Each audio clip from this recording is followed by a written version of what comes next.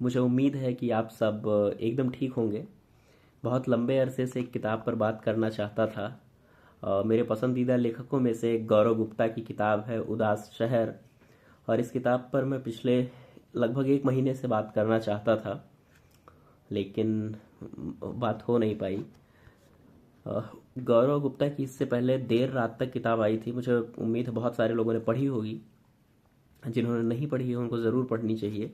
लेकिन ये किताब उनके कविताओं का संग्रह है, और अगर अच्छी कविताओं की कोई परिभाषा हो तो मुझे लगता है कि इस किताब में बहुत सारी ऐसी कविताएं हैं जिन्हें उस परिभाषा के हिसाब से भी अच्छी कविताओं में रखा जा सकता है।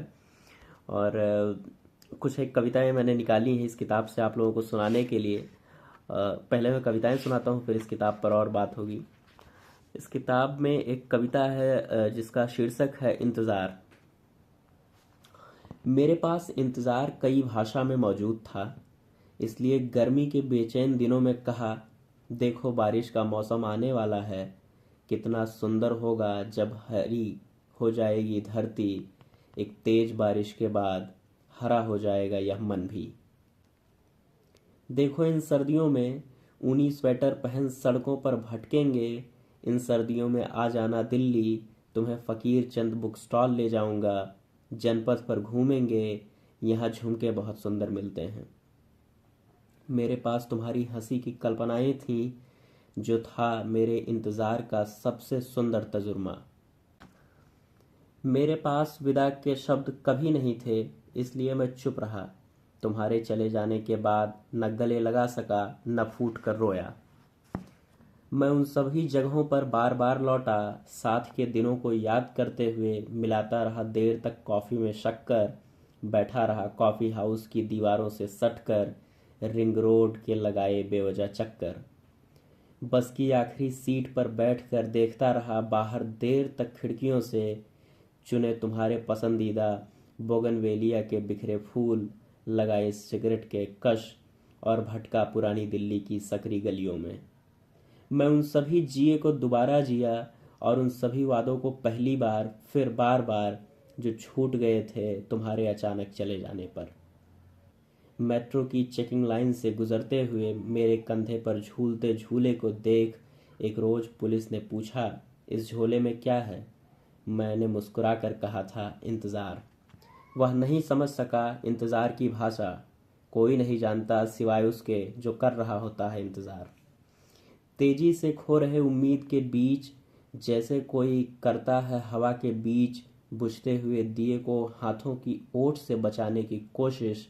और इस तरह मैंने किया तुम्हारा इंतज़ार दुनिया की तमाम भाषाओं में।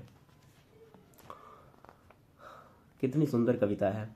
एक और कविता मैं पढ़ता हूँ। वे उदास लड़के जिन्होंने छोड़ा अपना शहर, जिन्हें विदा करने आए कुछ दोस्त, जिनके जेब में थे गिने चुने पैसे, जिनके बक्से में थे कुछ कपड़े, सफ़र के लिए रोटी, जिनके कंधे पर था पूरा घर, जिनके पास थी ढेरों यादें और अनजान शहर में गुम हो जाने का भय। जो नहीं जानते थे महानगरों की भाषा, जिन्होंने खाए हैं बसों में धक्के, जिनके जूतों पर जमती रही धूलें, जिनकी कमीज पर थी सिलवटें।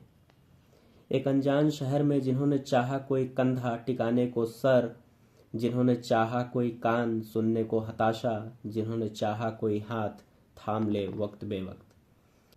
जिन्होंने कभी किसी स्त्री के लिए फूल नहीं खरीदे, जो नहीं गए कभी महंगे रेस्तरां, जिनका नहीं किया किसी ने इस शहर में इंतज़ार, जिन्होंने नहीं लिखा कभी कोई प्रेम पत्र, जिनके फ़ोन की नहीं बजी कभी घंटी, जिन्होंने नहीं बताया कभी किसी को अपनी तबीयत का हाल, जिनके आँखों के कोर पर टिके रहे आंसू, जिनके होंठ पर पड़ी रही दरारें, हताशा की बारिश में भीग कर, जिन्होंने फूंकी सबसे सस्ती सिगरेटें और पी सबसे सस्ती चाय, हर खर्च के बाद जिन्होंने टटोली अपनी जेबें बार बार।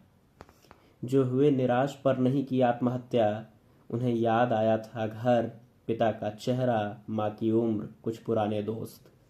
वे चलते रहे इन सड़कों पर और खो गए सदा के लिए, अपने औसत चेहरे लिए महानगरों की भीड़ में वे उदास लड़के। तो ये दो कविताएं थीं जो मुझे बहुत पसंद आईं। तो और इस किताब की सबसे ख़ास बात है कि आप पढ़ेंगे तो आपको लगेगा कि एक और आदमी है जो आपके बगल में बैठा है आपका हाथ पकड़कर, और वो आपसे कुछ कुछ चीज़ें कह रहा है इन कविताओं के माध्यम से, छोटी बड़ी बहुत सारी कविताओं के माध्यम से। और आपको ऐसा लगेगा कि ये बिल्कुल वही सारी चीज़ें हैं जो हम अपने साथ, अपने आसपास आम दिनचर्या में देखते हैं या सुनते हैं, या अपने किसी दोस्त यार के ऊपर बीतते हुए देखते हैं।